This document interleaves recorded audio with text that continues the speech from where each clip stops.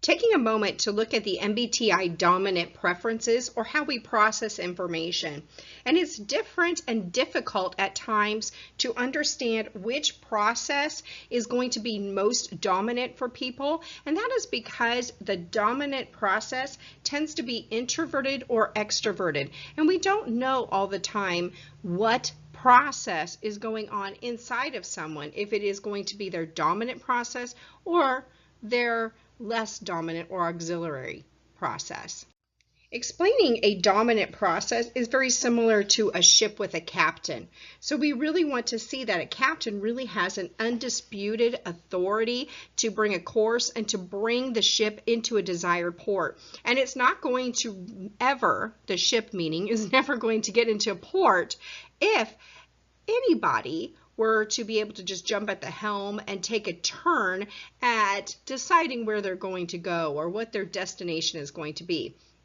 In this very same way, people have a governing force, and that's what that dominant process is. It's how they have developed processes to a point where it dominates them and unifies their lives. And this is the natural course of events, and this is what every single person does, is they have a dominant process that is just like a ship's captain that drives them. So let's look at an example. For instance, the ENTs, and they're going to find intuition to be more interesting than thinking, and they're naturally going to give intuition the right of way over thinking. Their intuition is going to have an unquestioned validity, and no other process is going to be able to approach it.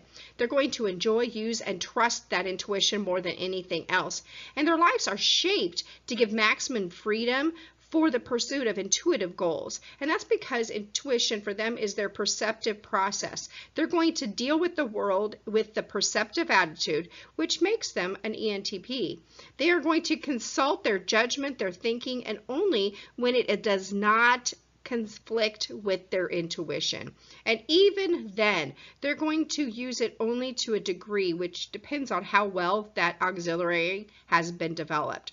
And then they're going to use that thinking in pursuit of something they want because of their intuition. And they're not going to let thinking to really interfere at all with what they're pursuing unless they have severely or sincerely taken the time to develop it.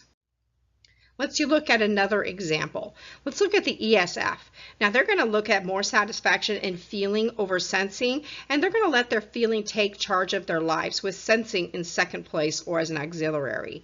Their feeling then is supreme, it's unquestioned, it's the captain of their ship, and in any conflict, the feeling is going to dominate. So in the lives of an ESF, they're going to be shaped to serve with their feeling values, and because of this preference for feeling, they're going to deal with the world with more like a judging attitude. So Carl Jung is the one who came up with this dominant process and how it is a phenomenon which overshadows the other processes, and it's going to shape a personality. And this was noted in his work, and it was noted along with the extroversion and introversion preferences of his psychological types. Now, some people really dislike the entire idea of a dominant process because they want to be able to think that they use all of their processes equally.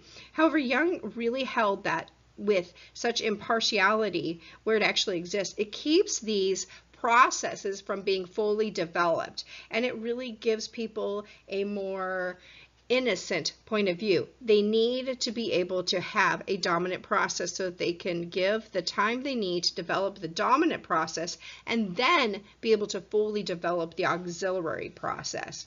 So if one process is to become highly developed, it needs to have a right of way. So one process, meaning sensing, intuition, thinking, or feeling, must have a clear opportunity to be the captain. It has to reach its full potential before a person is going to be completely effective.